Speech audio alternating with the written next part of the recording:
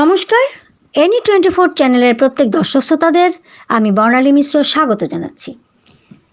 রবিবার 19শে মে শহীদ দিবসে শিলচর উইমেন্স কলেজে স্থায়ী শহীদ বেদির উন্মোচন করেন শিলচর রামকৃষ্ণ মিশনের সন্ন্যাসী বৈকুণ্ঠানন্দ মহারাজ। কলেজ পরিচালন সমিতির সভাপতি বুদ্ধদেব চৌধুরী ও কলেজের ভারপ্রাপ্ত অধ্যক্ষ ডক্টর দেবশ্রী দত্তের উপস্থিতিতে মহারাজের হাত ধরে শহীদ বেদির উন্মোচনের পর শহীদদের স্মৃতিতে শ্রদ্ধার্ঘ্য নিবেদন করা হয়। কলেজের ছাত্রীরা, শিক্ষক শিক্ষিকা ও অফিস কর্মীরা শহীদ বেদিতে পুষ্পার্ঘ্য নিবেদন করেন। উল্লেখ্য, উন্মোচন অনুষ্ঠানে উপস্থিত ছিলেন উইমেন্স কলেজ পরিচালন সমিতির সভাপতি বুদ্ধদেব চৌধুরী, কলেজ অধ্যক্ষ দেবশ্রী দত্ত সহ সকল অধ্যাপক, অধ্যাপিকা এবং ছাত্রীরা। অনুষ্ঠানে উদ্বোধনী সঙ্গীত পরিবেশন করেন দীপজিতা দাস। স্বাগত বক্তব্য রাখেন পরিচালন সমিতির সভাপতি বুদ্ধদেব চৌধুরী। উপস্থিত অতিথিরা 19-এর প্রেক্ষিতে বক্তব্য পেশ করেন। এছাড়া বক্তব্য পেশ করেন কলেজ অধ্যাপকরা। শিলচর থেকে মৃদুলা ভট্টাচার্যের রিপোর্ট। আপনারা দেখছেন এনি 24 চ্যানেল থেকে।